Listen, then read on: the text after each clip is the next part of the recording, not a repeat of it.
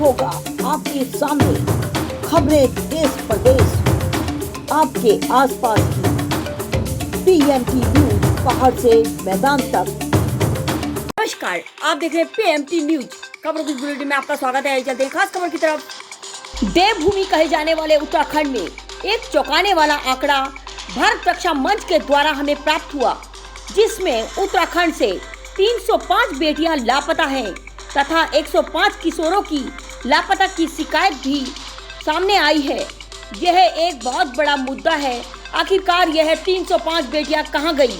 वहीं इस अहम मुद्दे को लेकर भारत रक्षा मंच के द्वारा एक बैठक का आयोजन किया गया, जिसमें विस्तृत रूप से भारत रक्षा मंच के संयोजक आशीष वाजपेयी, प्रदेश अध्यक्ष अर्चना पांडे, पदाधिकारी श्यामा, मधु राघव, संतोष, रितु ठाकुर व अन्य के द्वारा वार्ता की गई। देहरादून, हरिद्वार, उधम सिंह नगर, नैनीताल महज 5 महीनों में दर्ज कराई गई शिकायतों से यह आंकड़ा देखने को मिला, परंतु कुछ ऐसे भी होंगे जिनकी शिकायत दर्ज भी नहीं हुई। वहीं आइए देखते हैं चर्चा में। उनका पता ही नहीं है, उस चीज़ को लेके बड़े चिंतित हैं। उनके लिए हम जो है भारत रक्षक मंच की जो टीम है, रक्षा मंच में बैठक की शुरुआत में एक गीत भी रखा जाता है जो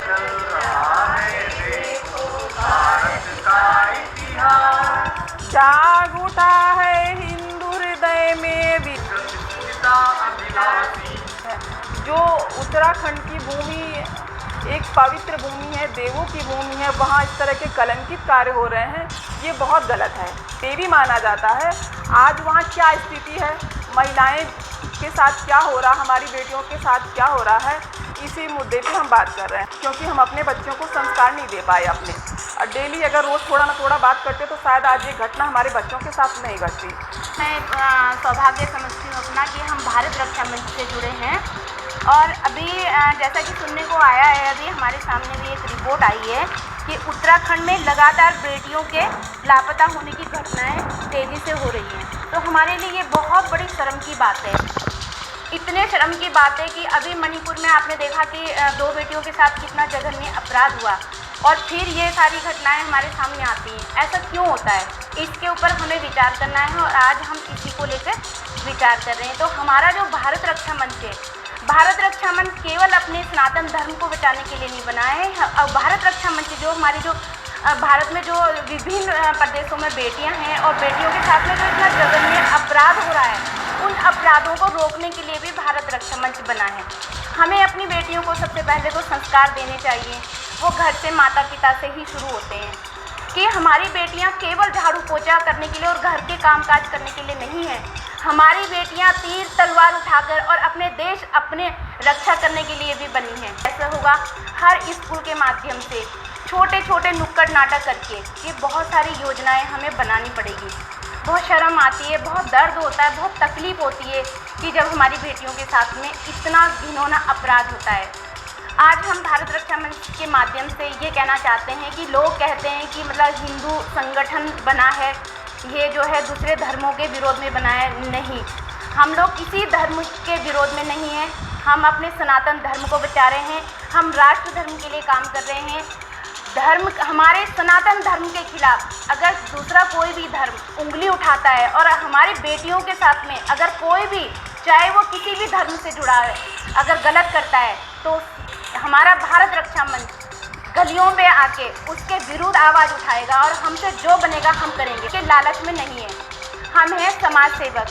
समाज में चाहे हमारे धर्म के खिलाफ, चाहे हमारी बेटियों के खिलाफ, अगर हमारे धर्म का अपना लोग, हमारे घर परिवार का पुरुष, हमारा भाई, अगर हमारे पति भी गलत करते हैं तो हम उसके खिलाफ भी आवाज़ उठाएंगे। हम उसके लिए भी पीछे नहीं हटेंगे। मैं विशेष तौर पे उन राजनीतिक लोगों से कहना चाहती हूँ जो केवल वोट के लालच में आके अपराधों को देखते हैं लेकिन उनको रोकने की हिम्मत नहीं रखते। योगी जी हैं, योगी जी ने उनके लिए जो भी इतनी बड़ी ये बनाई है कि हम लोग, आप अगर जो बेटियों के साथ में गलत करोगे, आप आओ और हर चौराहे पे आपको एक यमराज मिलेगा। तो ऐसे हर माननीय मुख्यमंत्री को होना चाहिए और घर के हर बेटे को होना चाहिए कि आओ, अगर हमारी बहन बेटियों के साथ आप गलत करोगे, हर घर में आपको यमराज के रूप में एक मर्द जरूर मिलेगा। जो उत्तराखंड वासियों को मैं सादर नमन करती हूँ। भारत रक्षा मंच की मैं प्रदेश उपाध्यक्ष हूँ। आज मुझे इस मंच के माध्यम से बेटियों के विषय पर बोलने का अवसर प्राप्त हुआ है। मैं उत्तराखंड के निवासियों को इस बात से अवगत कराना चाहती हूँ, आरटीआई के माध्यम से हमें ये विशेष सूचना मिली है कि विगत 6 माह के भीतर हमारे उत्तराखंड के देहरादून और हरिद्वार से लगभग 305 बेटियां लापता हैं, जिनमें से 59 यानी कि 59 बेटियों को पुलिस के माध्यम से पा लिया गया है, लेकिन अन्य सभी बेटियां अब तक लापता हैं। आधुनिक युग में जहां बेटियां इतनी पढ़ी लिखी शिक्षित हैं और अपना अच्छा और बुरा सब समझती हैं, घरेलू माध्यम से भी शिक्षित हैं, क्योंकि आधुनिक युग में माताएं भी बहुत शिक्षित हैं, तो हम ये नहीं कह सकते कि हमारी बेटियों को इतनी अक्ल नहीं है कि वो उठ करके कहीं भी किसी के साथ चली जाएंगी। लेकिन फिर भी प्राचीन समय में कभी आप लोगों ने नहीं सुना होगा कि बेटी किसी के साथ चली गई, या बेटी का किसी ने अपहरण कर लिया, या बेटी किसी के मंत्रमुग्ध होकर उसके पास में फंस गई, या बेटी लंबे समय से गायब है। जबकि प्राचीन समय में ना माताएं इतनी शिक्षित होती थी, ना ही बेटियां इतनी शिक्षित होती थी, तब भी ऐसा अत्याचार नहीं होता था। क्यों? इसके पीछे बहुत बड़ा कारण है, जिससे मैं आप लोगों को अवगत कराना चाहती हूँ।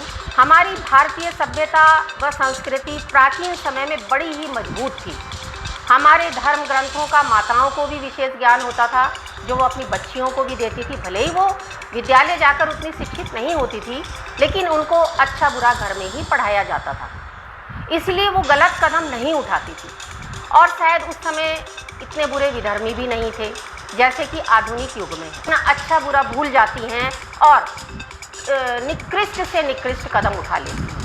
और अगर वो ऐसा नहीं करती हैं तो उनको गायब कर दिया जाता है। किस तरीके से गायब किया जाता है? या तो उनको 36 टुकड़ों में बांटकर बोरे में बंद करके फेंक दिया जाता है, या फिर उनको ऐसी जगह पहुंचा दिया जाता है जहां उनके माता पिता या सामाजिक लोग और पुलिस भी उनको ढूंढ नहीं पाती है। तो मेरा कहना यही है कि आधुनिक युग में जहां पढ़ा लिखा परिवेश है, और ये भी नहीं कि मतलब पढ़ाई लिखाई में सभ्यता है, संस्कृति का ज्ञान विद्यालयों में नहीं दिया जाता है, लेकिन हमसे ज़्यादा ताकतवर, हमारे सनातन से ज़्यादा ताकतवर शायद आज विधर्मी है, जिसके कारण से ये सब हो रहा है। तो मेरा एक सुझाव है, विद्यालयों में जैसे विभिन्न प्रकार की शिक्षाओं के लिए प्रावधान किया गया है, ऐसे ही बेटियों के लिए एक विशेष प्रकार की शिक्षा का प्रावधान किया जाए।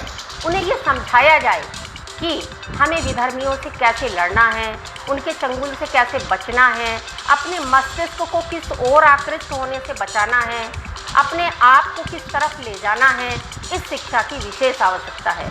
वैसे तो मोदी सरकार ने आज समाज में बेटियों के लिए बहुत कुछ किया है, विद्यालयों से लेकर, घर से लेकर, समाज से लेकर, राष्ट्र से लेकर, जितना वो कर सकते हैं सनातन धर्म और हिंदू धर्म की बेटियों को बचाने के लिए, उतना वो कर रहे हैं।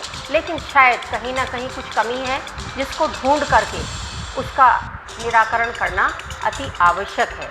तो मेरा सरकार से भी अनुरोध है, और जितने भी जागरूक लोग हैं उनसे मेरा यही निवेदन है कि जिस किसी के घर में भी बेटी है, आस पड़ोस में बेटी है, आपके सामाजिक परिवेश में जो बेटियां हैं, उनको समय समय पर विशेष प्रकार से शिक्षित करने का प्रयास करें। धन्यवाद। प्रणाम सभी देशवासियों को। मेरा नाम रितु ठाकुर है। मैं भी भारत रक्षा मंच से जुड़ी हुई हूँ।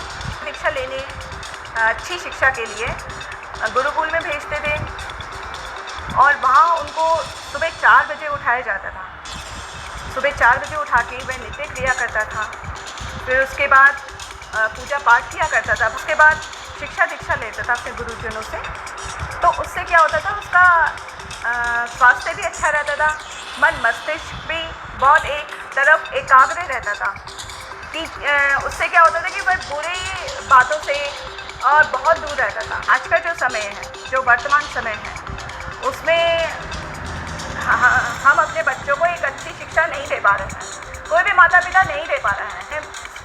कि सबसे बड़ी गलती यही है कि वह या तो बच्चे को फ़ोन पकड़ा दिया उन्होंने, फ़ोन में खेल रहा है बच्चा और उसमें कितनी सारी गलत बातें, कितनी गलत चीज़ें वो देखता है, तो उससे वो सीखता है और वही जो उससे सीख रहा है मोबाइल फ़ोन से, वो अपने ऊपर चला रहा है, उसको वो सीख रहा है।